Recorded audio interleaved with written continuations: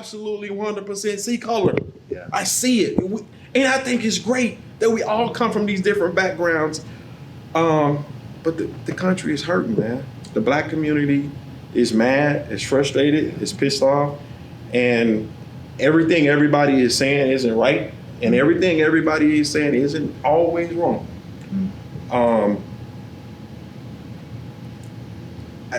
I don't know. I don't know what to say, what to do. I have a white wife at home and some little mixed kids getting ready to go off to college, and it's like, Does that bring up discussion? oh, brother, let me tell you. Yeah. Does it bring up discussion? Yeah. Oh, man, yes, indeed. Yes, Yeah. yes. Because I know my wife as Barbara, not as the white female. Right. She's Barbara, you're Brian. Yeah. So I love the community of where we're at. Yeah. I'm not in El Segundo, so I don't know, but I know small town SoCal here in Temecula, Marietta. My kids didn't grow up with a lot of the stuff that I dealt with growing up in Mississippi.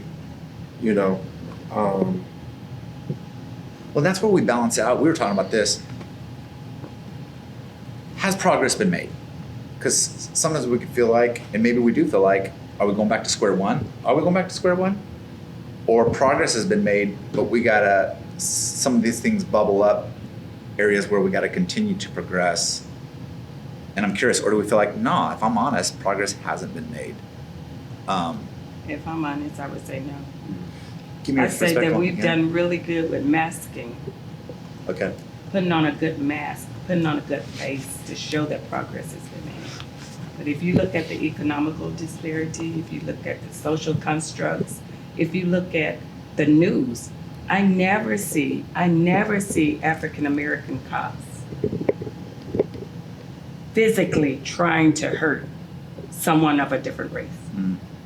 But I'm consistently bombarded with other cops, of other, white cops, Right. constantly bombarding African American people, Yeah. period, and especially the darker ones. Mm. If you look at that, I don't think we made that much progress. I think it's a heart issue. I know it's a heart issue. I know that it has never gone away. Mm. We had the deep slavery, then you had the systemic racism, then you had the Jim Crow's law, and then you had all of these other things that were going on. And I think we've done really good at just kind of keeping the bubble down, and now it's been like a pressure cooker. You done pushed it down, pushed it down, pushed it down, pushed it down, and now you're seeing it coming out. Whatever you put in is gonna come out.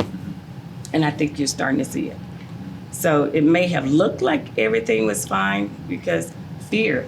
If you go out there and there's no consequences for your action, and you're constantly seeing your race die and die and die and die and get brutally murdered, then that fear will stabilize anything. So I don't think, I think you get so scared that you're paralyzed, you can't move. Yeah. You can't do the right thing. You're scared to go out there and do like Dr. King did. What happened to him? Standing on the balcony and there you go. Bam. You shoot him. I mean, it's like, who else gonna want to take that reign? Mm-hmm. He even said it. Like any other man, I'd like to have a life full of longevity. Mm-hmm. But if that is not in my plan, then I'm gonna do God's will.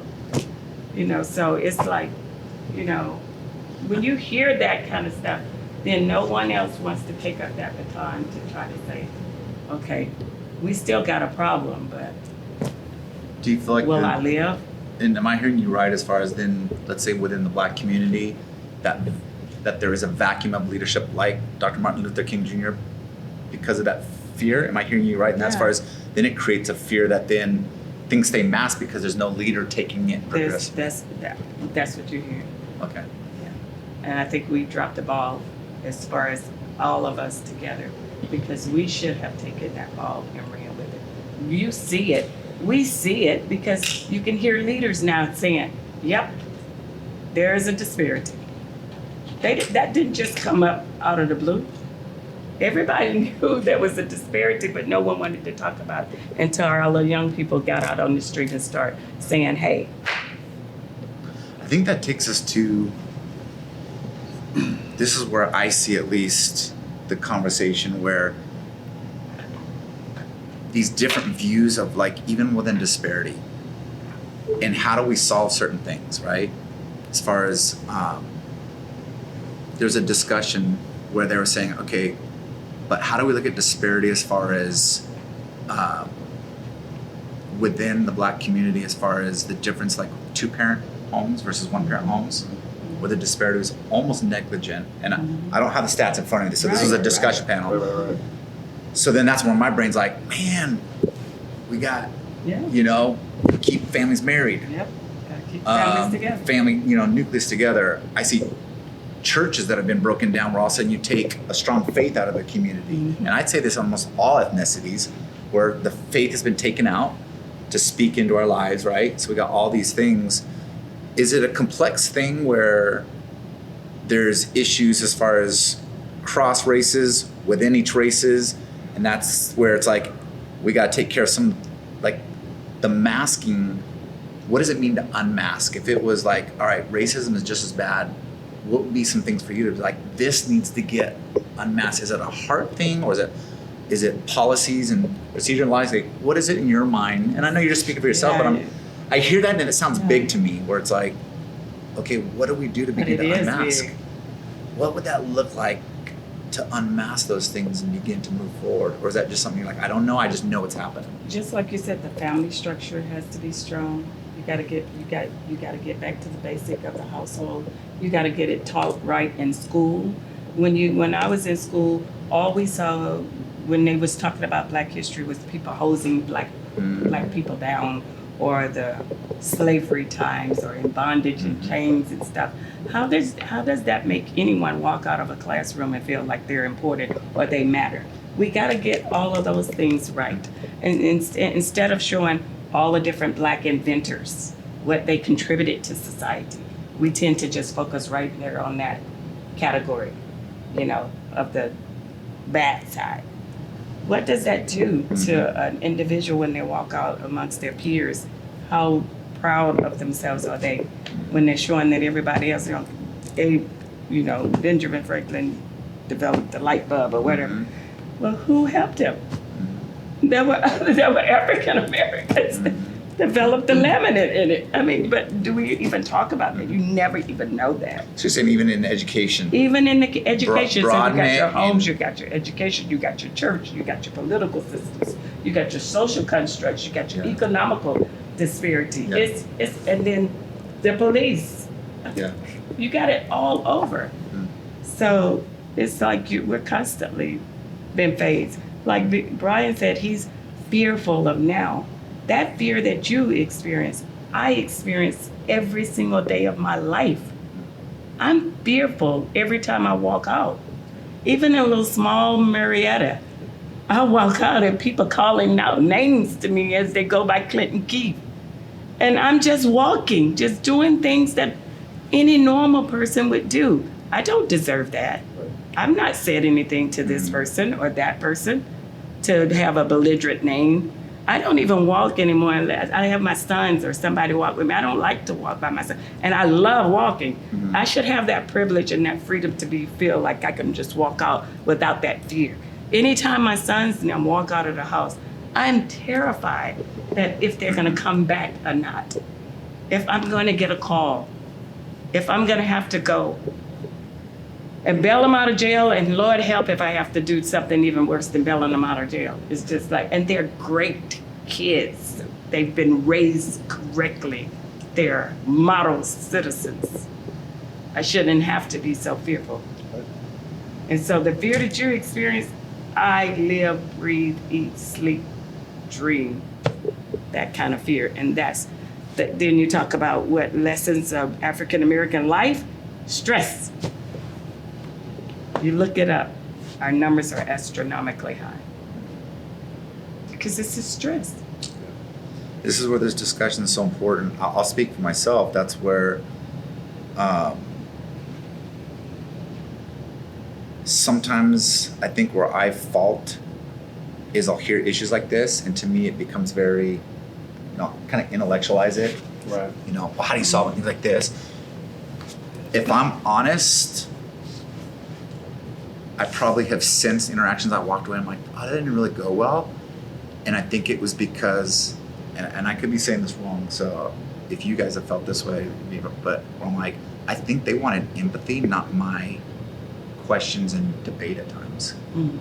As far as, because I don't have that fear, my kids don't have that fear.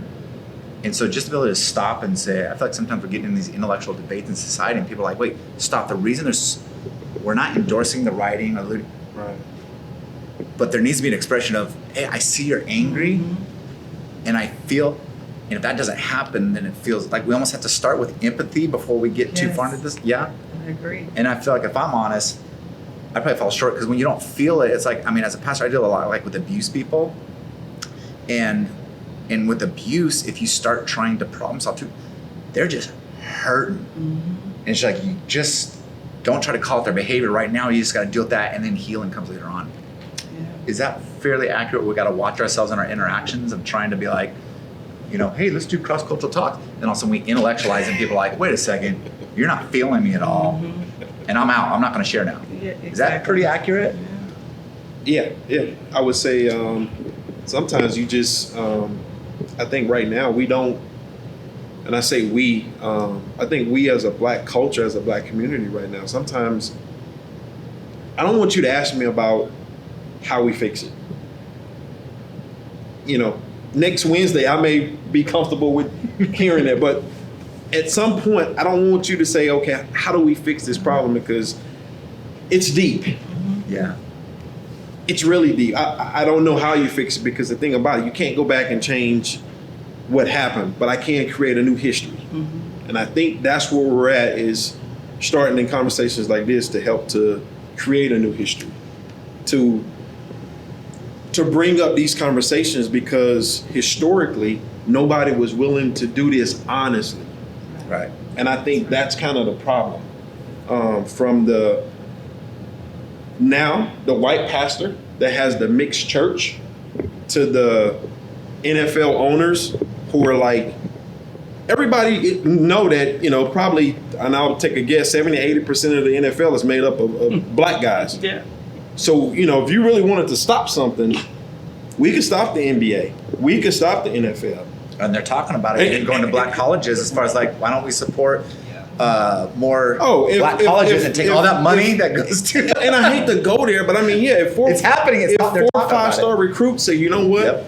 Yeah. I'm gonna go support my HBCU because that's what it was before. Yeah. And we're not gonna go to the Alabamas, and we're not gonna go to the LSU. Go Tigers.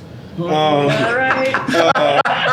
You know, That in. but I mean, if that starts to happen Yeah. on a larger scale, then you are gonna have to change, and it's gonna have to be a change. And people are gonna have to be like, okay, and again, I'm so glad that we're now saying the black community, because again, just me personally, you know, the whole African American thing. I've been, you know, Marine Corps, been to Africa. I know how they felt, you know, about some things. They were like, you're an American. You have nothing to do with what happened over here. So I'm kind of like, so the fact they say the word black is coming, I'm like, yes, Yeah, all right, you're we're back. Things can happen. Things can change. And I think it's starting with people finally saying, we wasn't kneeling because of the national anthem.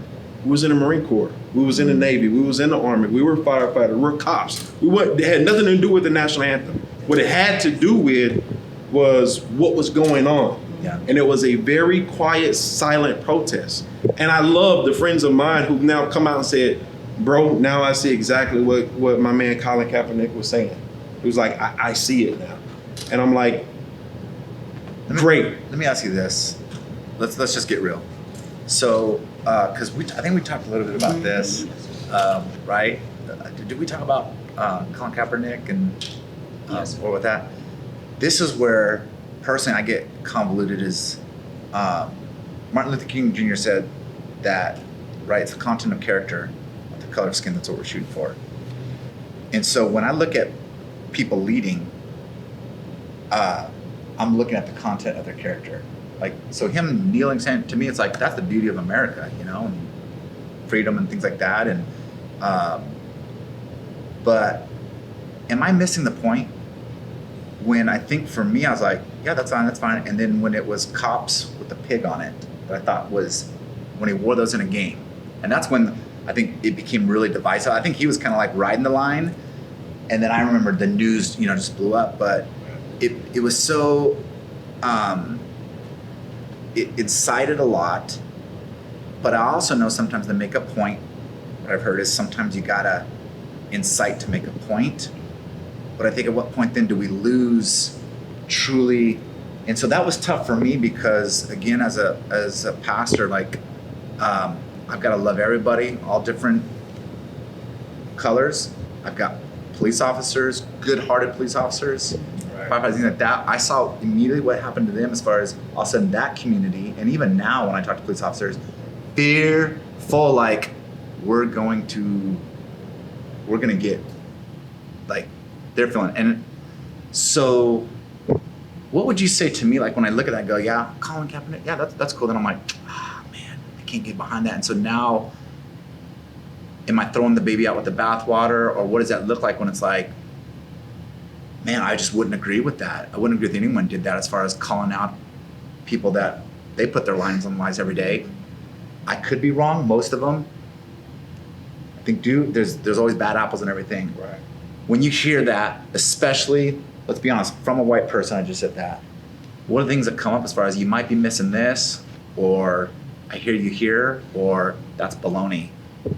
When we talked a week ago about the situation, him wearing the pig socks, I completely agree with you. I think there could have been a better way of him trying to get the message across, especially with after taking the knee. But I feel like the media and the news pinpointing on that is just diverting away the attention on why he actually took the knee in the first place. So it's to get your mind off of, okay, he did something that could be monumental, so I start a movement, and then he just wore pig socks, and now it's like, all right, he's completely bad. Like his right, or when he took the knee, it wasn't with good intent on trying to fix a problem that's going on. So I think it's just a mechanism that they try to do to try to like not get the momentum of like the social injustices that African Americans were facing at the time and are still facing currently, and just pinpointing on something that doesn't really matter in a sense. Like, yeah, he wore some socks. Brian, from your experience, there's a brotherhood and a sisterhood within, law enforcement, and I would maybe rightfully or wrongfully equate it with the military as far as you're going through intense experiences. Just your experience in seeing this relationship that, and obviously geographically it can vary and all those kinds of things. So whether it's within the community you worked or just as you talk to law enforcement or your experiences, even just, what is that like as far as just here's what I'm hearing, I could be off, amount of police officers that is truly racist. Like, they might not say it, but they're gonna rough up someone black a little bit more, versus some cops start off good is what I hear, and then if you're working in a certain community, you get jaded real quickly when it's that repetitive of we're dealing with the same thing, and then you begin to view everybody that way. That's another thing that I hear, versus we just need better training.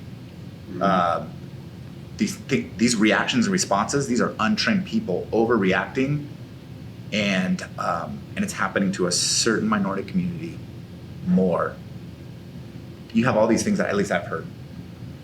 Any perspective, or are you kind of like, man, I'm just as confused even though I've been in law enforcement? Yeah, I'm just kind of curious. Yes. So I just, getting your perspective, I haven't been there. It's interesting. It's like growing up, in the conservative family with the dad who was just like, it's this way, and then getting hired at a police department that's very paramilitary. I mean, right next to Camp Pendleton.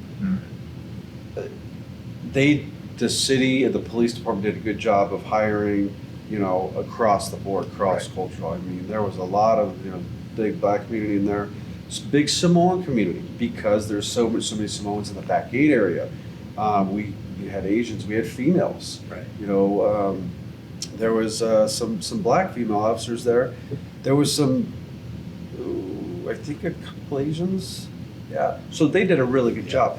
The other thing that they did, and Lieutenant Joe Young was he was part of this cultural diversity when it came, and it was like, okay, you are going to get a certain amount of cultural diversity a year. It's mandated.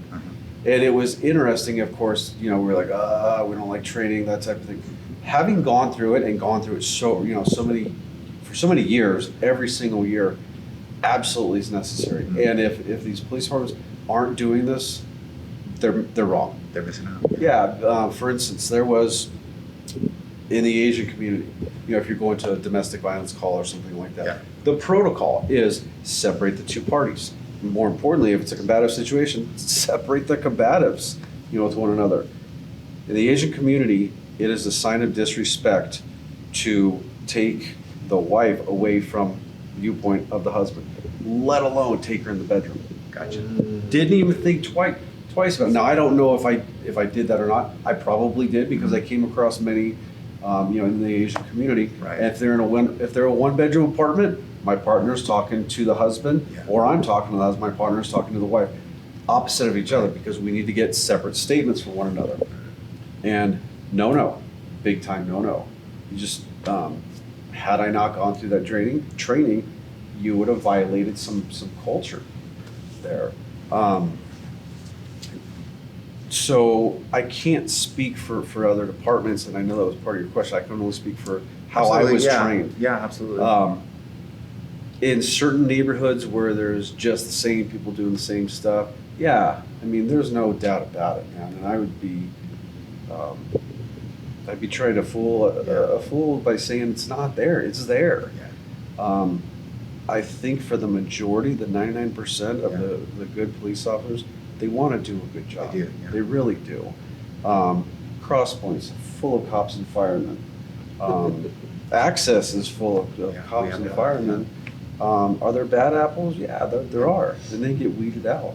You look at the Minnesota situation, and the media, the news is coming out like that guy had several Which blows me away. incidents. Yep. Where's the leadership Yep. there to say, whoa, time That was out? Why isn't this guy?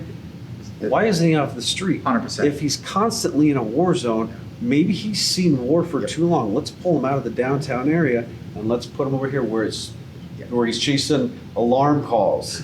You know, Get him out. speeders. Get Yes. him out. Yeah, well, now we're So- talking reform that I think Yeah. we all see needs to happen. Yeah. I think everybody agrees. How far we go, that's up to. I think debate is good. You know, everybody wants to silence everybody. It's like, Right. no, that's radical. Just let the discussions happen, and with that. So I appreciate you sharing that because that plays into it. As far as I believe that there's some bad apples. They're bad. They're secret. They get in there. They're not honest, and they view and treat people. I think that's even in our country. But they tend to be the loudest or do the most horrible things that are graphic, that are horrible. Yeah. But then you got some, I see good people, and I've seen this in the military too, where they see too much, and everyone's different. Some guys could do like 3 tours, come back, Good. they love their wife. I'm like, how do you do it? I've seen other guys, 1 tour, they're never the same. Yeah. So you're speaking, and you're speaking. And I'll even add to, and this would be a question. I mean, you were in the, you know, your husband also, but I mean, is there training communities for like police officer? And I say that in essence, I heard somebody talk about like parts of New York or Chicago, where when you come off, when you graduate, you get put into a training district, which is predominantly inner city. Mm-hmm. And then as you progress through your career, you get put into a quote unquote, you know, retirement district, Yes. which is, I hate to say it, it's predominantly a white community that's well off, that's gated communities that don't allow that happen. I mean, is that a true thing? I'm assuming it is. When you come out of the academy, yeah, you're put into a training phase. Normally it's about a 16-week training phase, and you're with 3 different training officers. Then when you go back to, you finish your training, you go back to the other one. Yeah, you're going to get dumped in the middle of a war zone Yeah. because they want to know if you can hang. Yep. Can you hit that mark? Are you able to diversify your thoughts and actions and stuff like that to go out there and do the job that the city has hired you to do. A lot of people don't make it out of training, for those reasons. They just can't hang.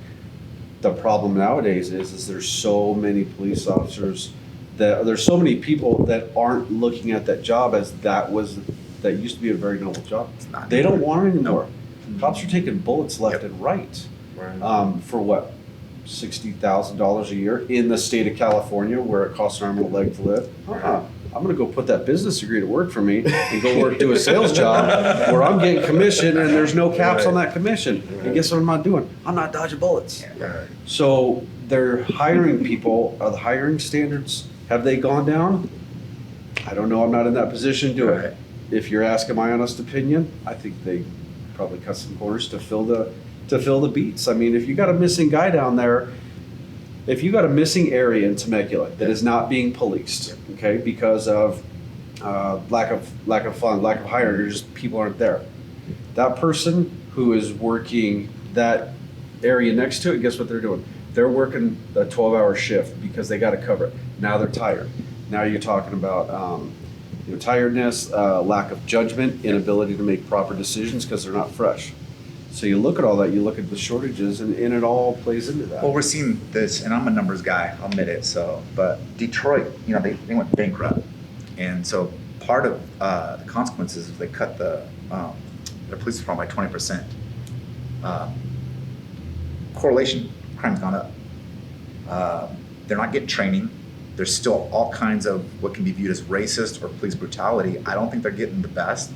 I think there's some that are so frustrated or they're losing their minds. It reminds me of military stories when I've counseled guys that have been through the military, and I'm like, oh my God, they've seen horrible things and now they're responding horribly and they're not getting the help. And then the community responds with, it's just this ball that's just like, this is not good. So I'm seeing it in Detroit. I do have a question. This comes up in conversation. I think, Jamal, we talked about it, and I forget your response, so you might have one to this, but some of the main communities that we see, urban environments, let's look at Minneapolis. You have high crime in Baltimore, incredibly high crime. And then, Chicago. Those are areas, this is where I'm curious, those are areas that predominantly they have black police chiefs, almost all of them, black mayors. And if you look at the congressmen or the Senate, they're primarily black people in those areas of power, right? I think what baffles me is, and again, this is where I might be clueless, or you're like, Brian, you're racist. I'm just gonna call it out, like I don't know. That's where I'm just like, I don't know, but I see this and I'm like,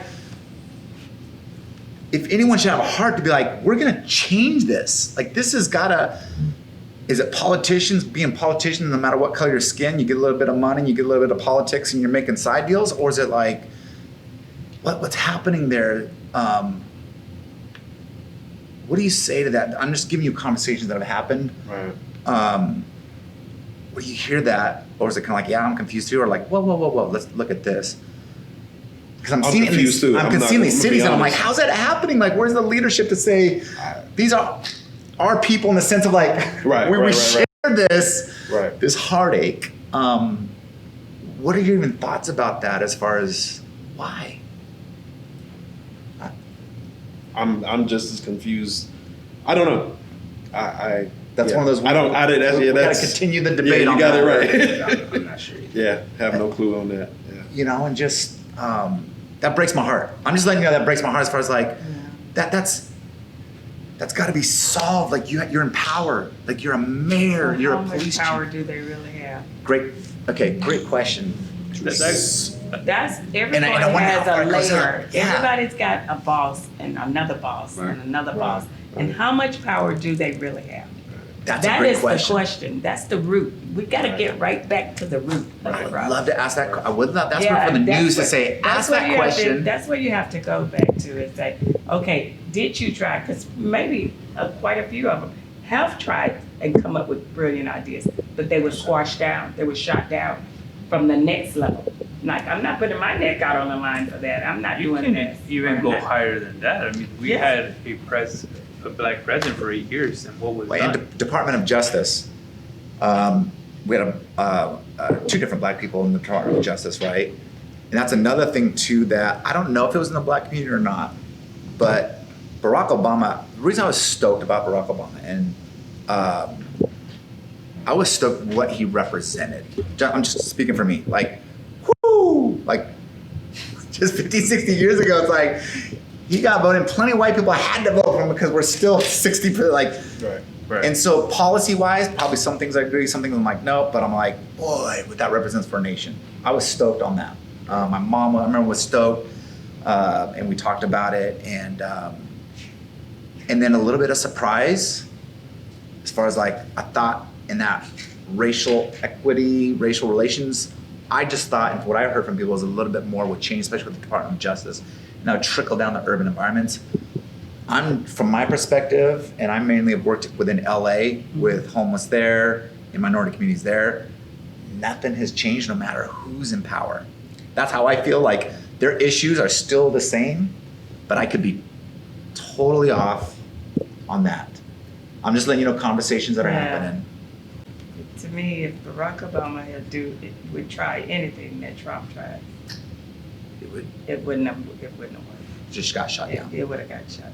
Yeah. You know, and I think that people fault him left and right and left with a lot of his ideas.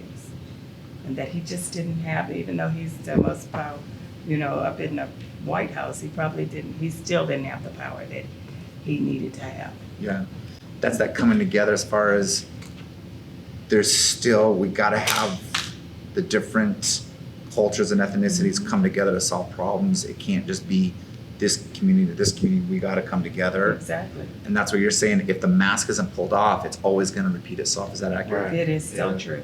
Yeah. I think It is he, true. I You think finally he gotta had see the that authority, person's but I face. think the people, we have the power. We do. And I think we need to realize that. And if we can realize that we have the power, the government's got the authority, Mhm. I think we can start to bring things together where we can, like we talked about, love on one another as opposed to hating on one another or judging one another or being so prideful that we can't see love beyond the tip of our nose. I think what I've seen is hard is that I have an ideology and I don't wanna move from it. Right. Or I don't want to just acknowledge horrific things. Like, I remember talking to people, I'm like, oh, have you seen the video? No, it's too horrific. It's like, you probably need to see it. Right. We're afraid to be horrified as far as you need to see that. And what I'm seeing is, where I needed to change is, we got to start with some empathy and conversations and just allowing it to happen. And we're not a good society with that. We like to inflame, we like to debate, we like to demolish people, we like to build them up and tear them down. We almost enjoy seeing that, so we have to relearn, and even within our church, we have to relearn that to saying, let's not be inflammatory, let's be bridge builders.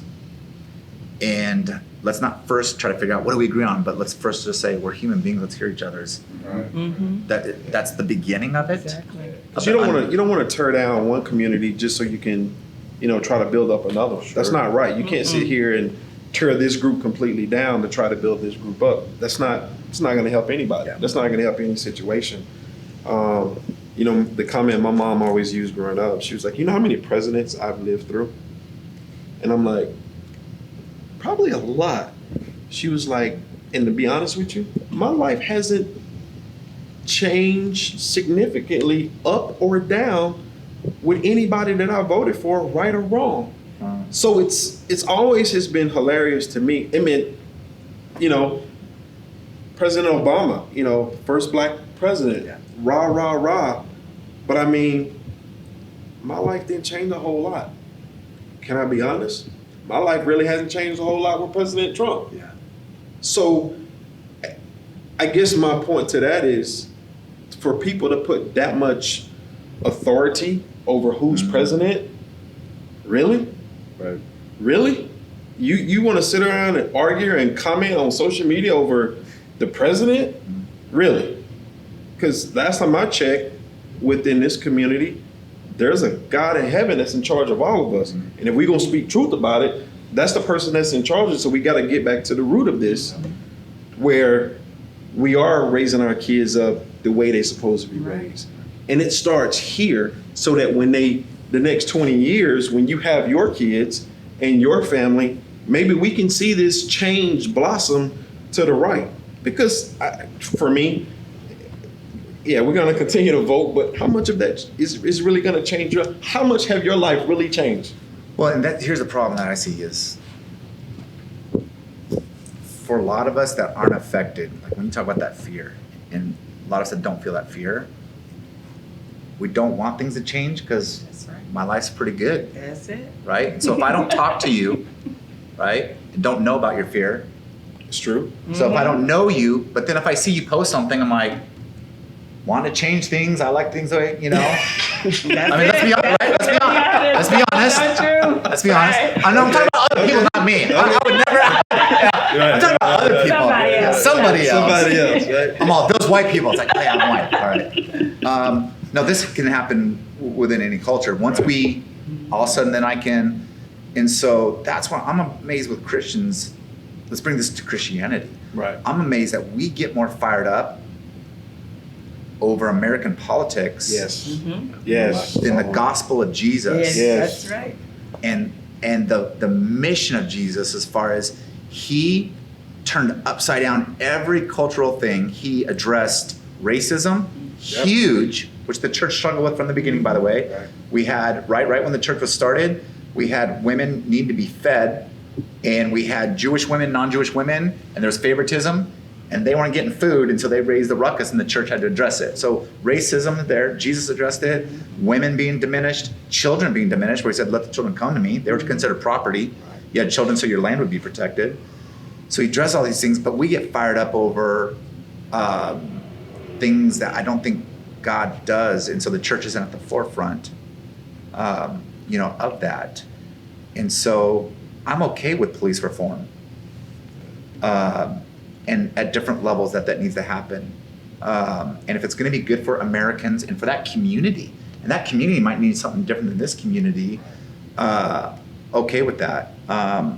Okay with other policy changes or just things. It's like, is it good for Americans, and does it help out brothers and sisters because we're all Americans? And let's look at our history saying, yeah, there's been damage in things done that we can help bridge. And we're afraid to have those conversations, but the more I know you, then all of a sudden it's like, okay, I can feel that. Where if we don't know each other, I think that's where we lack. I think Byron said it best though, and you alluded to it as well. It starts in the family.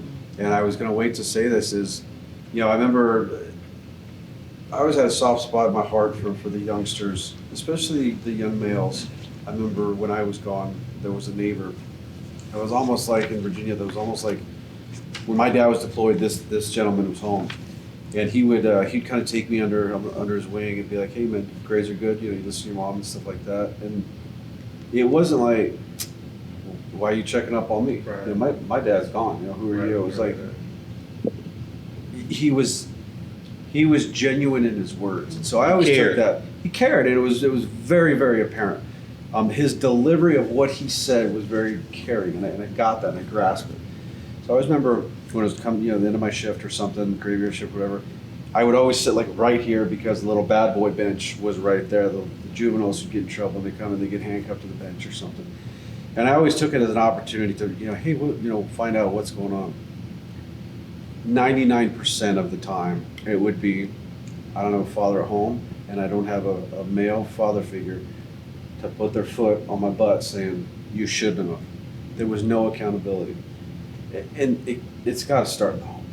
It does. And unfortunately, it's not there. But if we know that's the problem, what can we do? You talk about change, Brian. You talked about change. Well, let's change that if we know that's the thing. And, how can we come together as a community and really start to break that down and say, okay, we know the problem.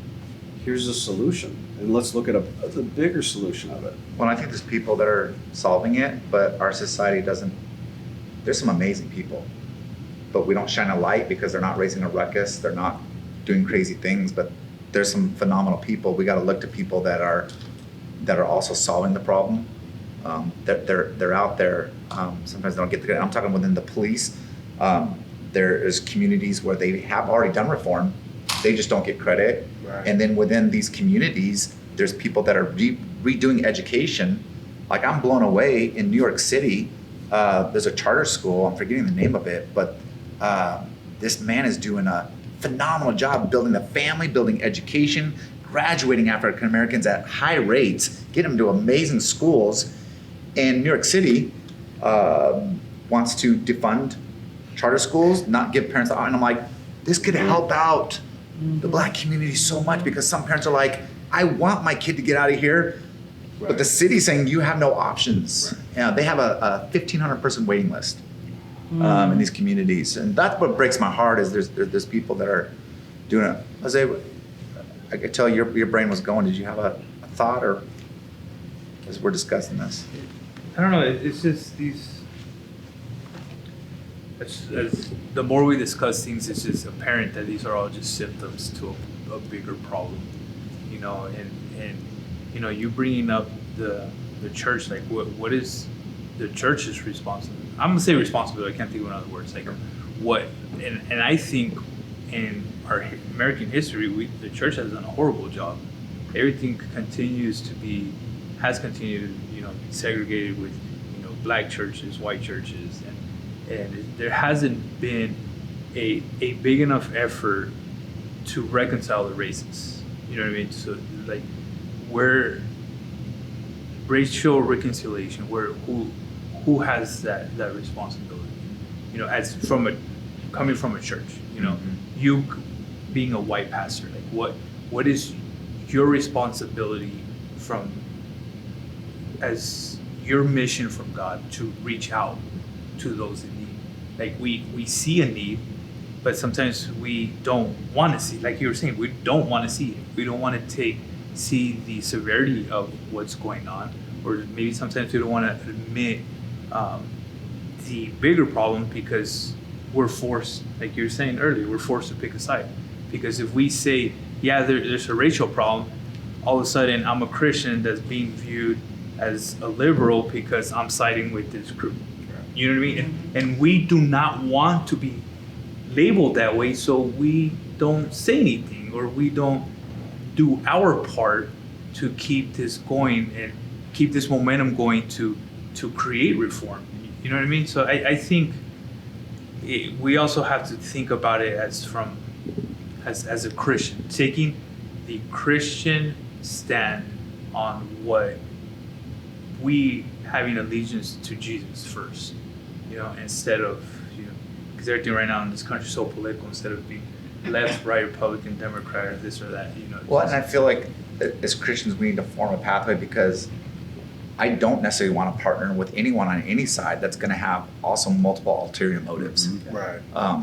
And so I think that's what's dangerous, is that then you're wrapping it up into this political organization that, as a church, I'm like, I don't. I think both sides sleep in the same bed and talk out different sides of their mouth, if I'm honest. You know, sometimes I'm like, wait a second, why are you pitting us average people against each other? Both of you, there's a lot of backroom things, crazy things going on that have kept it to where it's like, either one in power, things stay the same, which makes me begin to say, so the church has to form its own pathway. So I am apprehensive to say, I'm going to back that organization, because I'm like, well, unless they follow Jesus Christ, they're going to mix in all kinds of things. That's going to be a convoluted message. As a Christian, how does this shape us, our action, moving forward on it, our engagement? I mean, Jamal, for you, what does that look like as far as how your faith forms this, and how do you bring your faith into something like this? Because I've seen, especially young people, become activists in different things in life, and especially at a young age, it's a great time to be, I think, an activist, to be honest. You got a lot of energy, you don't have kids, but you're forming ideas, and I think it's a great time. But I've also seen some kind of leave their faith behind and just be active in certain social issues. It could be a variety of ones. What does it look like for you to integrate your faith, and is that hard to integrate your faith on this type of a issue?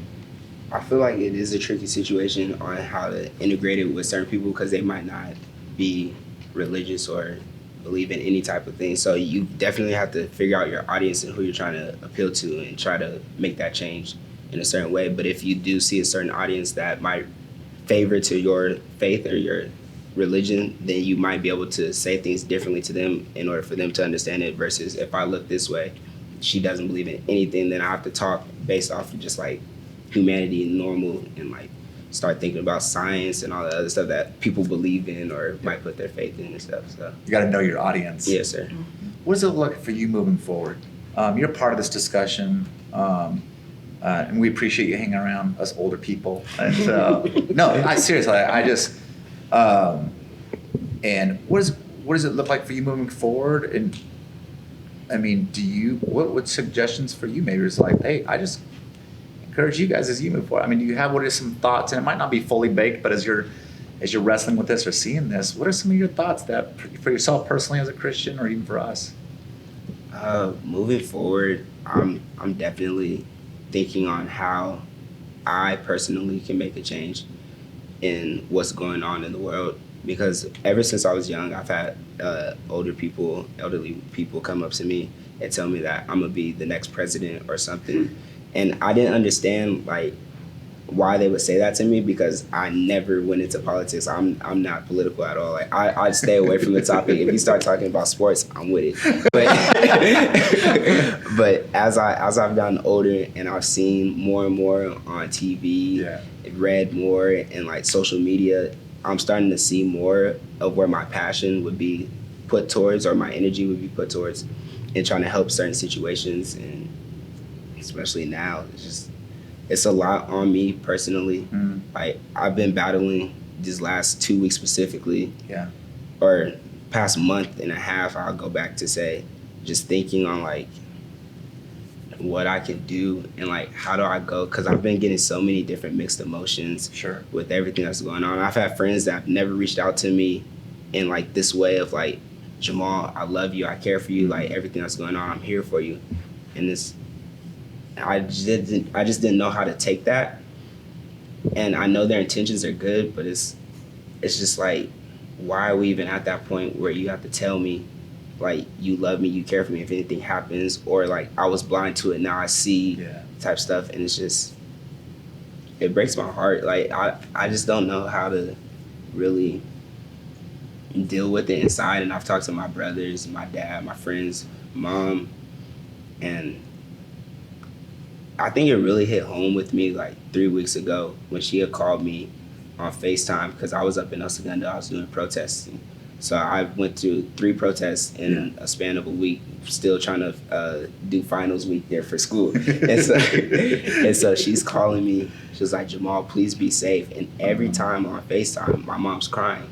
And it's like, I shouldn't have to live like this, of where every time I step out, both my parents are fearful that I might not be coming home, or they have to check in with me every 10 minutes like, Jamal, are you safe? Are you good?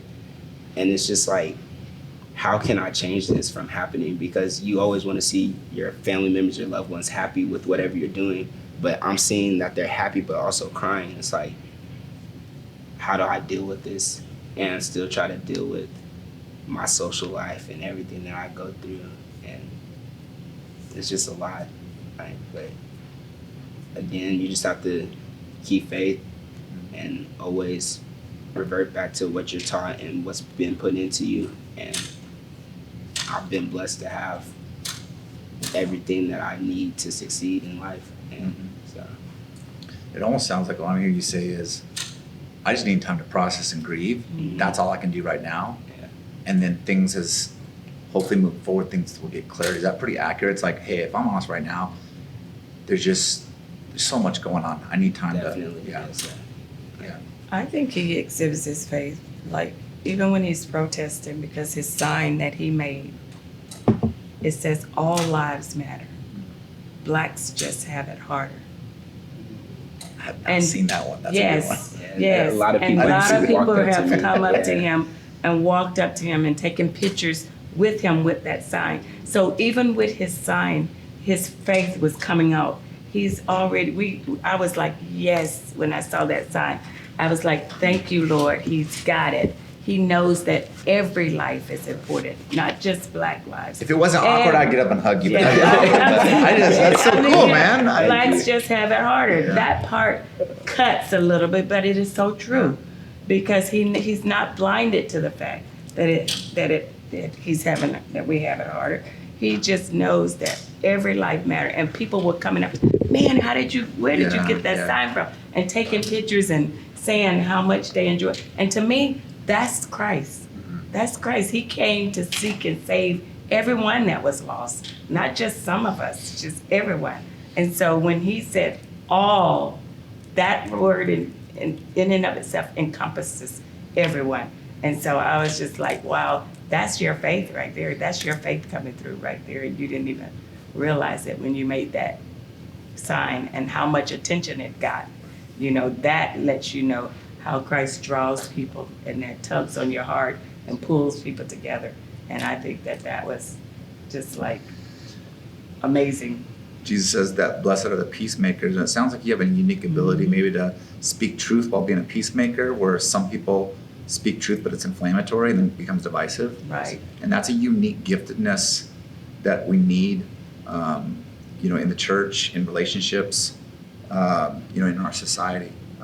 So that's really, really cool there. Can I just ask you, everyone has these different opinions on the protests, and most people haven't even participated. Or they've only seen the riots and then they clump it. Again, we generalize, right? We just generalize, that's it, right? What has it been like for you, as far as good or bad, surprising or sad? Like, what's it personally been like for you? The very first protest I went to, I wanted my friends to come with me, and they're African American as well. One of them gave me a hard time. He was like, I can't. I asked him why. And so he gave me his reasoning or his belief on why he didn't want to do it. And the main reason was the rioting. Like, he just thought it would lead to destruction, or he would be caught in something besides the message that we're trying to get out.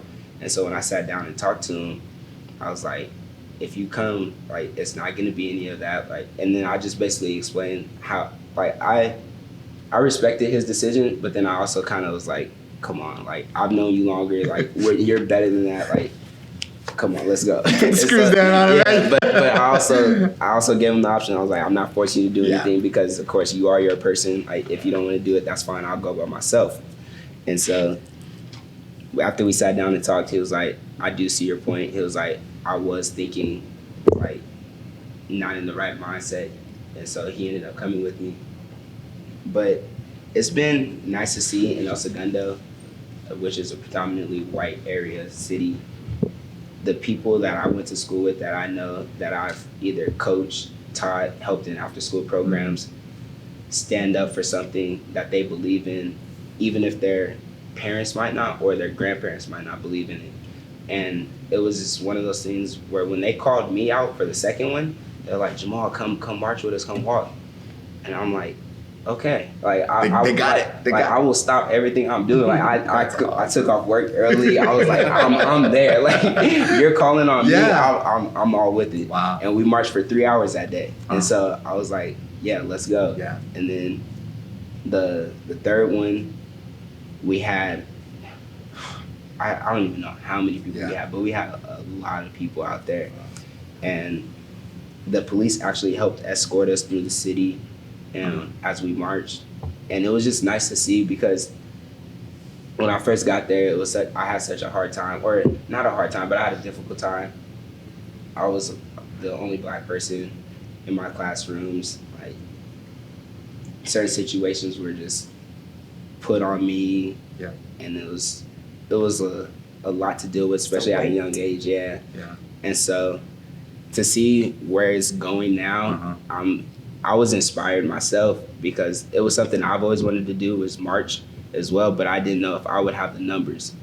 And with them marching with me, it was like, okay, I have the numbers, people are with me, like, let's do this. And so. And Jamal can only march, like, in areas, like, if anything pops off, rioting or something, Jamal knows that he has to get out of that kind of stuff. So his father and I, we've already told him that. That's my promise. Like, that if it pops off, you know, you if have it's to popped go. up, you have got to go, because you're not involved in that. But it hasn't. You are here. No. You are It has here to. to create the Yeah, message, that's awesome. not the violence. And I Just, think- we're not a part of that. And would we all agree, like, racism bad, we gotta go after it. Gotta go after it. Discuss it, go after it, unmask it. Eventually, we gotta get to some problem solving, or we're just gonna repeat. We talk about it, repeat. We talk about it, repeat.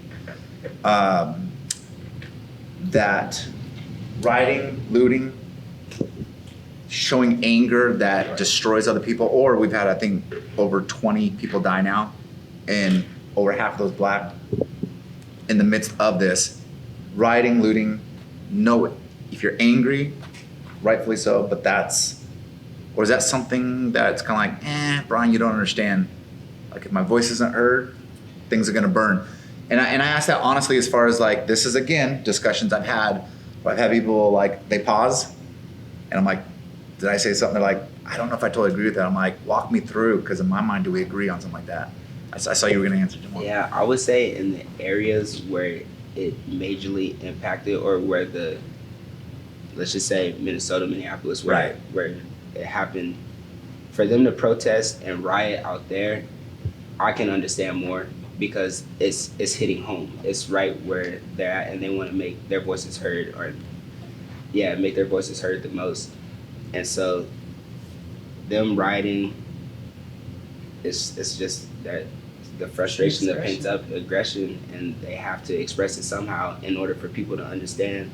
They might, if I just go out and start speaking, okay, but if I destroy something to and then start speaking, I have your attention. Like if everybody was talking right now and I just started mumbling, you wouldn't understand. But if I stood up and got loud and even hit a table, everybody would stop and look at me. And I think that's a type of reaction, or that they're trying to go after by destroying certain areas. Now here in LA, with it, I don't really see the purpose of it. Like, it's not necessary. You can peacefully protest, march down the street, clog up the 110, whatever you want to do. But for you to just run into downtown areas and just start destroying for no reason, when it hasn't really hit us right now in this moment. Now, back when Rodney King, go ahead. Right. But I think it's just like, that's just how I view it. Okay. It's an interesting discussion, and that's one that I think we get into these awkward situations that I wonder take us from the real issue, but also I wonder at some point we're going to have to look at, right? As far as I was watching one discussion. I've been watching a lot of YouTube, trying to see different interviews and interactions, and it can get very polarizing quickly. As far as just like this one guy was saying, like, listen, the instances I'm seeing, he says, are any of the black guys, are any of them completely innocent, walk on the street and a cop just comes up? And the guy's like, that's not the point.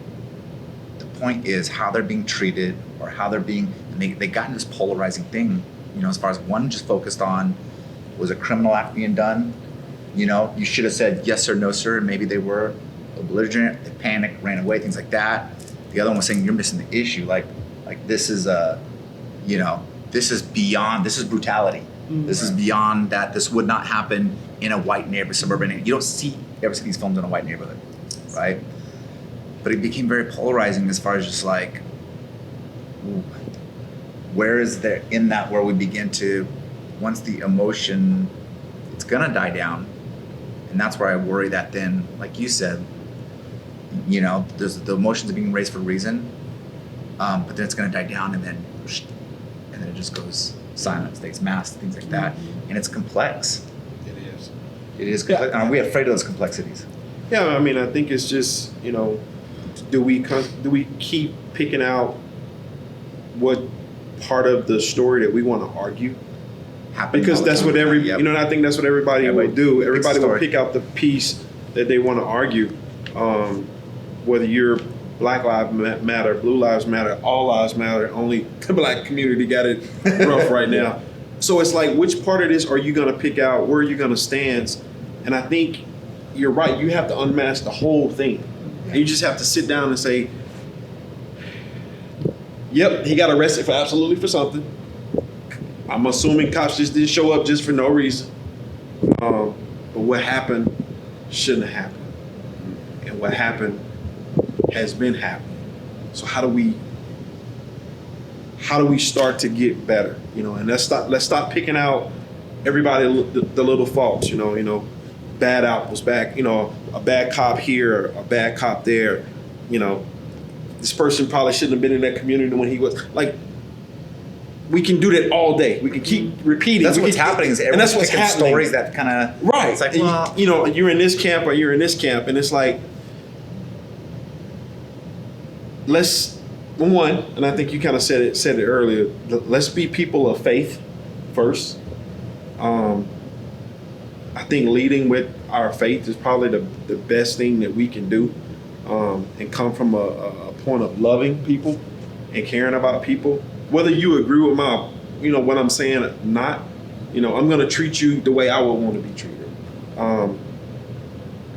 And let's talk about it. Let's start.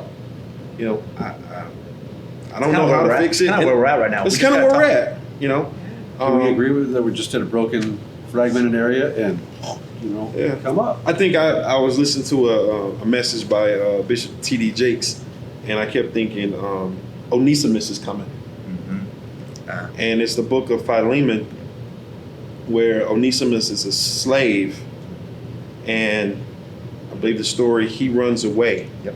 And Philemon is mad and upset because he ran away. But he ran into Paul, and Paul converted him. And he said, now look, Philemon, I know you mad at Onesimus. I know you upset with him because you didn't get your worth out of him. But he's worth more to you since he's been with me. He's been converted. And he's no longer a slave. He's a brother. He's one of us now. And I think the question is, can we all sit around with people that don't look like us, with people that not from the same background of us, but can we all sit around and say, Onesimus is now a brother. Yep, he did some stuff that was wrong. He did some stuff that wasn't, but can we accept this person as a brother, regardless of what it is? Can we now start to open the book and say, you know what? We was wrong. Shouldn't have ever said that. Yep. Shouldn't have ever did that years ago. Yep. These people who did this 40, 50 years ago. Yep. I'm sorry, but can I draw a line in the sand, and between me and you and whoever else, start from here on out and make it better? And I think that's kind of where we're at. Love that. I love that illustration. Because I think Yeah. Onesimus is coming. And I think Paul wrote and said, look, I need for you to accept him as your brother, not as your slave. I need for you to do this. He said, because you owe me. Why? Yeah, Paul used a little guilt there. Paul guilted him into it. He said, you kind of owe me. We've been through some things. So I'm sending somebody to you that can help you, but he's going to need some help. But he's not coming back to you as his slave. He's coming back to you as his brother. So my first thought process, to close it up was like, Onesimus is coming. I don't know what that looks like. It's coming as people that's mad, frustrated. It's going to be some people that's coming as loving and then that's kind. But I think it's, for the Christian community to stop and kind of weed out, we're not going to argue with you about that. But we're going to love you in such a way that we can slowly keep moving things forward. So. And I wonder if, and maybe I'm generalizing too much, and I don't like to generalize because I just preached on not generalizing, but I'm going to generalize because I'm forgiven by Jesus. So I'm good. No. Amen. But I want to maybe to make a point as far as I wonder if, and I'm trying to think of interactions I've had with black pastors over the years, if there's a sense of, are you really sincere? From the black community, black pastors, like white pastors come like, what could you do? Are you really sincere? Because then it's like, you need some money, and or we're gonna come in and solve it for you. Like we're the smart ones. We're gonna come in. I wonder if it's been a little. I just wonder. And then I wonder for some white pastors where there's been a little bit of throwing the line out, no bite. It's like, super skeptical of me. As far as, and so it's been difficult. I'll just say, from my perspective, it's been very difficult to reach out and to create conversations and print. It's almost easier not to do with pastors. But I'll also say this, that pastors in general are very insecure and they don't even like talking from the street over to street over because they feel like you're going to steal their congregants. And now we're going cross-cultural where they don't know my experience, I don't know theirs, so they could just be coming like, I don't want to talk to this guy, you know. So the complexity I feel like goes up. So that's been my experience where, man, it's tough to even bridge. And especially I've gone into, because churches do a lot in urban environments, but it's difficult. And I wonder if there's a sense of like, we don't know if you're really sincere, if you're just trying to feel good, throw some money into it. So that's been my experience. Now we're focused on the church now. Right. And honestly, that's why I don't know what to do. It's like, okay, what does that really look like? Don't know. So maybe that is what it is right now. These conversations just need to. Yeah, I know we talked last week, and I think the big thing that came out, well, one thing that came out of it was when you see something, say something.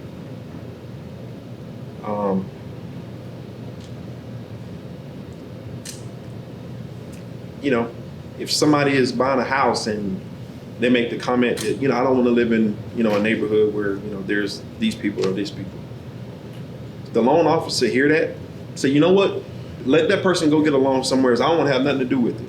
If you see something, say something. We can't be silent anymore. Right. And I think we're at the point where you're on the construction site and you're laughing with your buddies and somebody, you know, we've all heard the Mexican, the black, the white jokes, you know, we've all heard it, right? But I think there's a line that comedians can get up on stage and they can make jokes and say stuff and get away with it.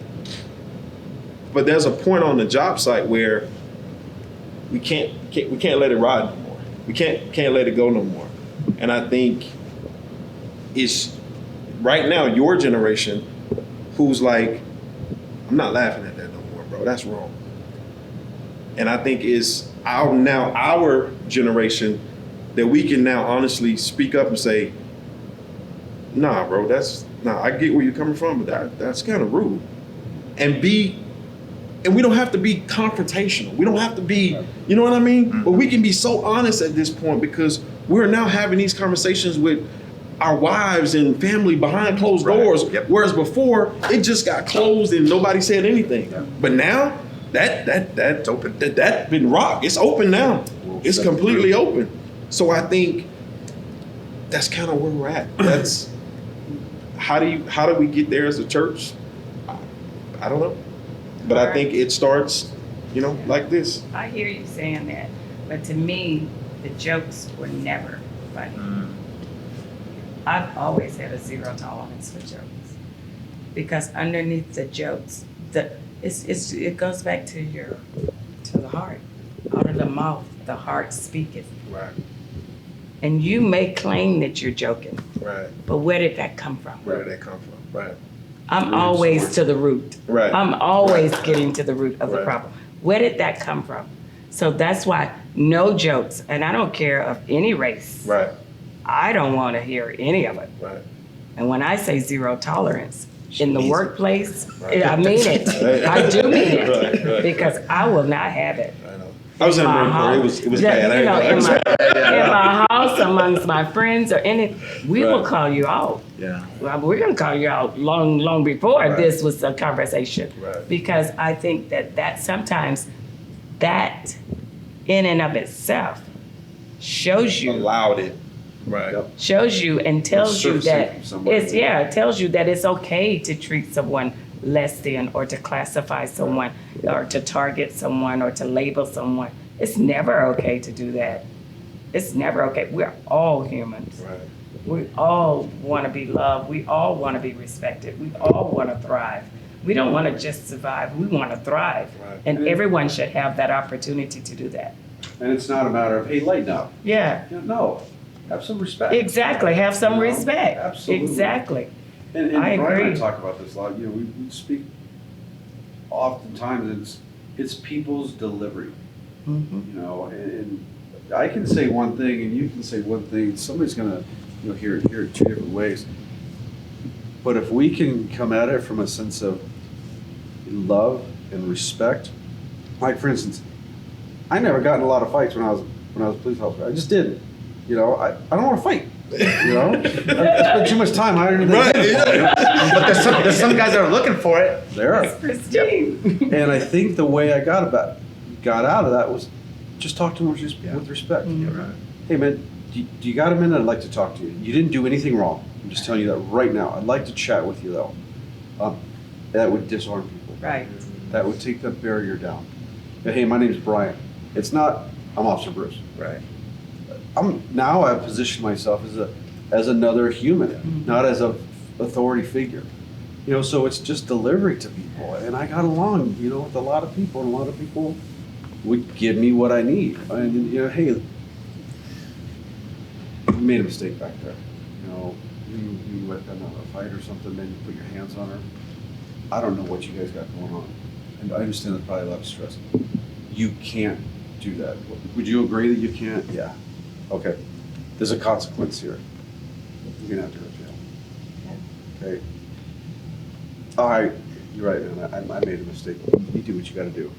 And 9 out of 10 times, at the end, they're thanking me for arresting them. I never had to thank for arresting them. What I get thanked for was treating with kindness and respect. And there needs to be more of that. And you de-escalated the system. I was thinking of. Yeah, and it just goes back to the training. That's right. It goes back to the Yeah. training. You can handle things so much better And there when you needs to just be calm it down. emotional intelligence training too, right? We talked about that a lot in our meetings. Is when you get in my time, I've never, ever heard that it's okay to put your knee on somebody's neck that's in handcuffs. We want to talk about that. We can talk about that. I'll kick it off. It was always a given. You know, in the Marine Corps, you know, you're with your brothers. You're in a certain company. Hey, if I get out of line, you going back. Okay. If there was a use of force situation, and we see any of this, and I'm looking around this whole room, anybody's getting out of line, you absolutely have permission to pull me off. I'm getting Nobody way too did that to us. emotionally Yeah. involved. Yeah. My emotional intelligence is out the Exactly. window, and I need to be yanked. And there needs to be more of that. You know, and a lot of my police officer friends, you know, a lot of us are retired now, but we just call each other on the phone like, what was that? Exactly. Never trained, never learned that in the academy. It was we never saw it. It's just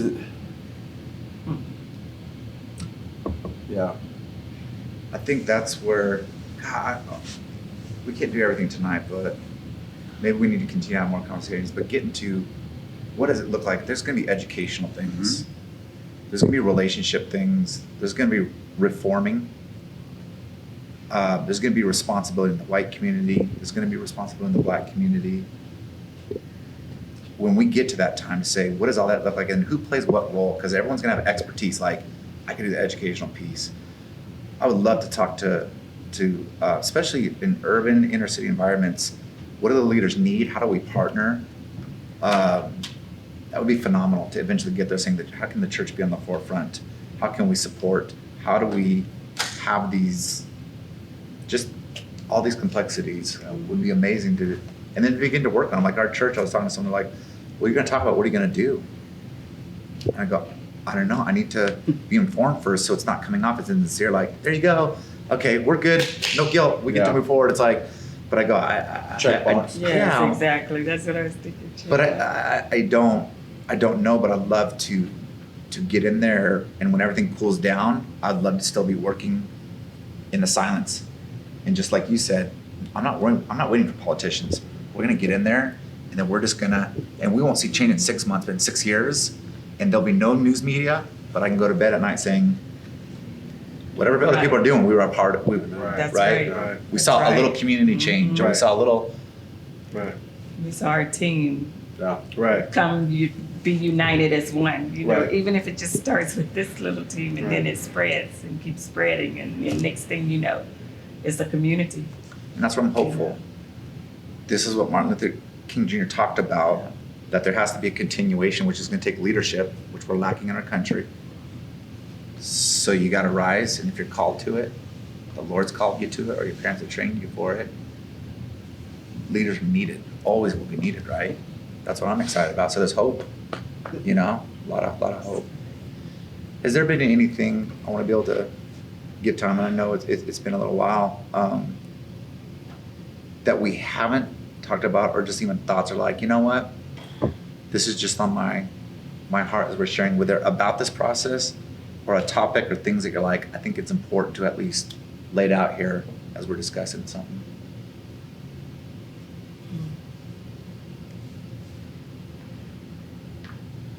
Talked about a lot. I was gonna say, we talked about a lot. A good We start. talked about a lot. A good start. One thing that came to my mind, and I heard somebody talk about it, and it was definitions. And it was like, if you read the definitions of black and what it means, and if you, one of the last definitions of black, in the dictionary, it says opposite of white. Black being dark, words like black ball, black market, black, and whatever you want to add to it. And the word white meaning pure, like kind, honest, or whatever. We got to get to a point in the community, both black and white, when that first graders or second graders are doing definitions, and Jamal gets up and reads the definitions of what black mean, and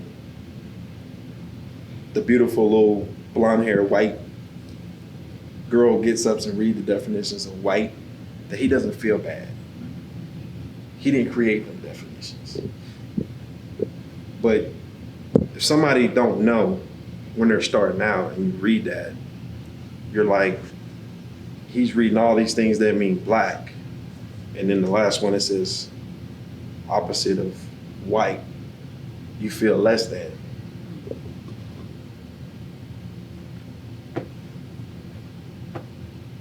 It's an issue. This is the beauty of being honest, where we come together and say, what can I learn? What can I say? And I think what's important, and I'll speak specifically to our church, is, and I don't want to overstate this. We might have to edit this. I don't know. But there's going to be people like, you're being overly sensitive. I don't think they're going to last at Access. They're going to go to a different church. Because it's exactly what Christ called us to, is to be sensitive to one another. As much as we can. Now, if there's a line where I can't, it's fine. But the Bible says, as much as you can. Right. And I think that's the beauty of these kind of conversations. Like, even as a pastor, I hear that, I'm like, whoa, I've got to be so good with my words. And I would love it as I'm preaching, if I say something, for someone to like pull me aside, and then love to be like, don't say that again. Okay, what do I say? Awesome. You know what I mean? But I think there's a fear there. But that, what a beautiful community where we'd be like, hey, what's going to help communicate? Because we're trying to communicate it well. Yeah. That would be a beautiful thing. So many things are shared that I'm like, I just didn't know. Like I could see it in your body, the fear. I'm just like, that's a world, that's a whole. And what's crazy is I've been exposed to a lot of things. So there's, like, my wife grew up white suburbia kind of a thing. So I'm thinking, like, if I grew up with a lot of stuff, but I'm still kind of like, and I hear you, and I'm like, oh, this gap is Right. of the emotional connection is like, So disconnected. that's what I'm leaving with. And I guess some of the things is like, what are we leaving with? I'm just leaving with like, oh, the gap's bigger than I realized. Mm-hmm. And then the nuanced things, of, maybe if I don't agree with some of the signs of the protest, like I saw some protests, I saw some signs, I'm like, that's horrible. But maybe it's like, too bad, I got to hit the higher cause and just overlook those things. And so it's testing those things where I'm like, how do we get to the root? Because I'm hearing this. And so those are some things that are hitting me. I'm kind of leaving with tonight. What about for the rest of us? Is there anything particular what we're kind of leaving with tonight? Yeah, I think one thing that struck me, and if I'm honest, got me a little emotional, was one time coming off the freeway at Rancho Cal, and you get off Rancho Cal, go east, and go up Yanez, and the protesters. Yeah, I'm just driving along, my truck, and just trying to get home or anything like that. And I support, even Deegan was like, hey, Dad, can we go down there? I was like, yeah. we can. I'd like to expose you to this. But a couple people jumped out and they're hitting my car and this and that. And I'm like, all right, I don't care about my car. The car's replaceable. I don't want you to get hit, first and foremost. I respect you. But it almost brought you to tears. Like, this sucks. Yeah. This really is bad. It is. And Deegan, one of the other times Deegan was with me, and he's like, Dad, can you explain this to me? And I was like, I'm gonna do the best I can, but I'm not gonna hit the mark on this. I'm gonna be off. And so, we explained it to him.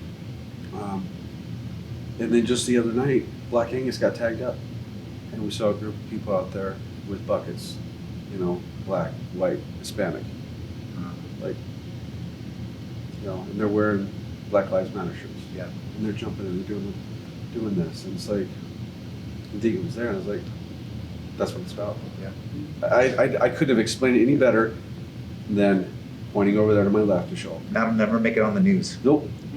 That's That'll never make it Travis. on the news. That's And right. that's where we gotta inform and show, because the news wants to make it inflammatory for all sides, Yep. but there's amazing stories. Doesn't sell. Yeah, it doesn't sell, but there's amazing things happening, and so, Yeah. what's the rest of us, what do we kind of feel like we're leaving with today? For me, it's just the importance of language. There's all sorts of constructs that people try to, that exist in American culture, especially when now you have media trying to paint one picture, social media, like you have so many different things, and just remembering to bring all that down to a human level of having a conversation, and having the importance of language, the importance of what my words would do to you, and I think a lot of times we forget that. Like, we forget that the way I communicate can affect you, can affect the person I'm speaking to, and it's ignorance on my part because I don't know where they're coming from. I don't know their experience. I don't know their fears, their thoughts of So I think it's just a reminder of we have to bring this situation down to really understand our fellow human beings and what they're experiencing.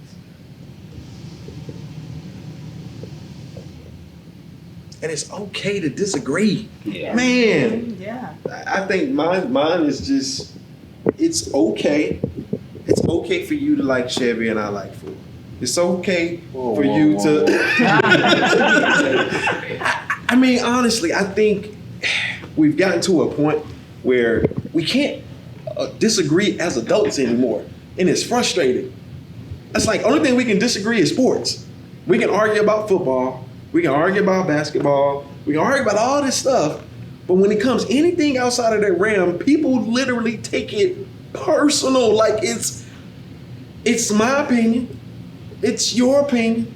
I'm probably not all the way right, you not all the way right, but can we agree that, this little bit piece is probably true, or your little bit is probably true, and it's okay. And we don't have to solve it right here, right now.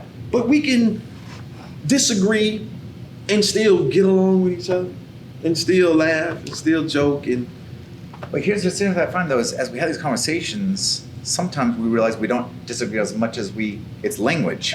So we think we disagree, and then it's like, oh wait, okay, well, oh we do. Just the way you were saying it, or the way you were saying it, made it sound like there's this division. Right. And that's what I find is that rhetoric, and what I hate about posting. and I got grief because I didn't post right away, but I'm like, no, you put it on there, and knowing to choose words, and also let's wait to see. I'm not super reactionary. Right. I'm always a point like Right. slow it down.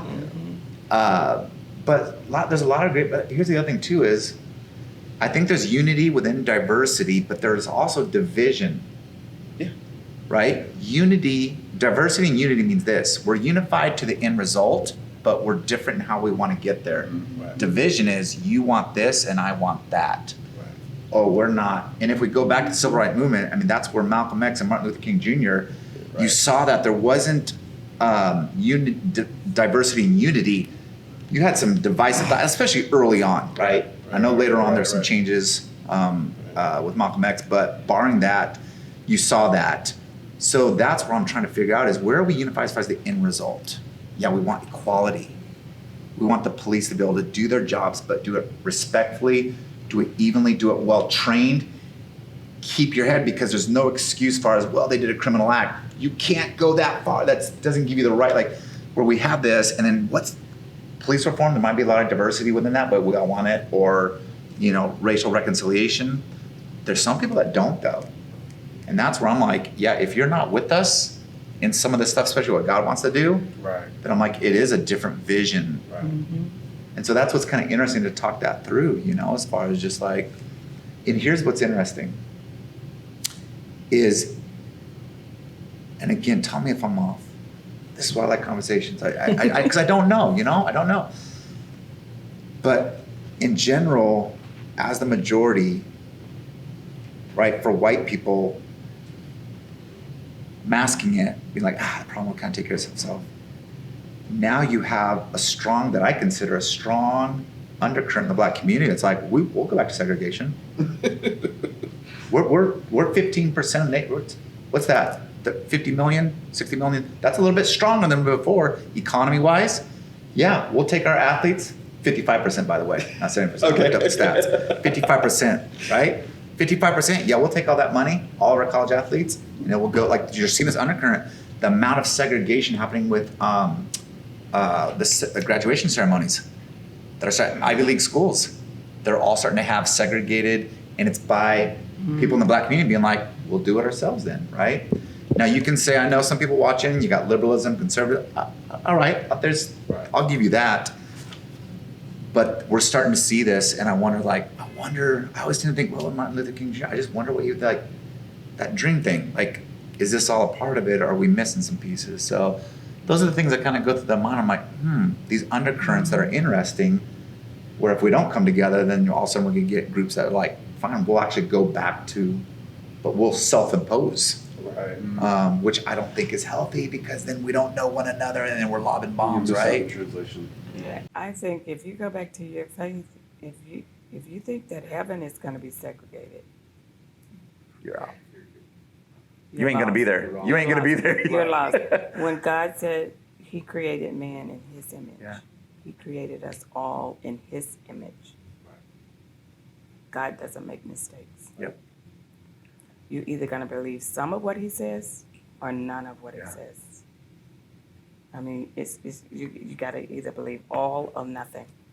That is where that all or nothing comes in at, in your faith. And so if you think that here on earth, let your kingdom come, let your will be done on earth as it is in heaven, if you think that this world is not a true reflection of what heaven is going to look like, what all of us together, that's the beauty of it. God didn't make every animal the same, or every person the same, or every one of us the same shades of color. He made us uniquely, beautifully, and wonderfully made. And I'm telling you, I'm walking away with, I'm proud of who I am. I'm telling you, there are probably lots of African Americans that are marching forward and saying they're proud of who they are, because I know that God doesn't make a mistake, and that we are who we are. And I often tell my kids how beautiful and wonderful they are, because they are. And God knows it. So I'm telling you, the heart, you still got to go back to the heart. Over 67 verses in the Bible talks about the heart.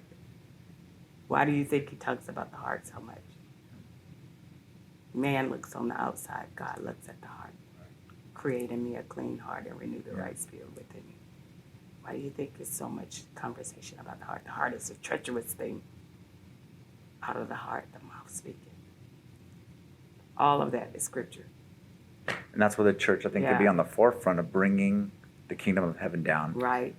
And I think that we're going to have to, when I talk about that diversity and unity, we're going to have to, there's some people that are divided. It's like, let's go back to segregation. I mean, in the upper echelons of academia right now, huge push. And so that's where the church can say, no, we're going to come in a peaceful, Yeah. and we're going to unite, and for us to be on the forefront. But we've got to have honest conversations in the church Because honestly, like when I hear either of you say, and you both have said it now, feeling less than, and if we've done something, like to me, it's just like, what? Like, stop the whole thing. We've got family members that are saying, overlooked, feeling less than. We've got to take care of that in the church, and that's all I can control, and then we can move forward. So those are the things that resonate in me when I hear that. I've been like, whatever we're doing to produce that, whether it's all of us, some of it, it's got to go because we got to bring the kingdom of heaven so they see Jesus in what we're doing. Leaving here tonight with thoughts, feelings, anything like that. Jamal, for you, what has this experience been like, and what are you kind of leaving with? I think this has been a great experience. I've never sat down in a setting like this and talked about real world issues in this type of situations, and I enjoyed it actually. And so this is something I would want to do more of, getting to know people, talking, sitting down, and actually hearing stories, sides, views, because I can listen to you, I can agree, and like we can agree on certain different things, or we can agree. He said agree with a smile. He was looking at you. I can agree with it. Like we can keep it pushing. Like I'm not gonna see you in a different way. Yeah. You don't agree with my viewpoint on things. Like, okay, we're getting somewhere. Yeah. And so I really enjoyed it, and moving forward, like this is something I'll try to do with my friends as well. Of like sitting down. Like we do it more often now. Like we'll have lunch together, dinner, and we'll sit around a table and just start talking about stuff that's going on. And I think it's healthy to start the movement and the change that we all want to see.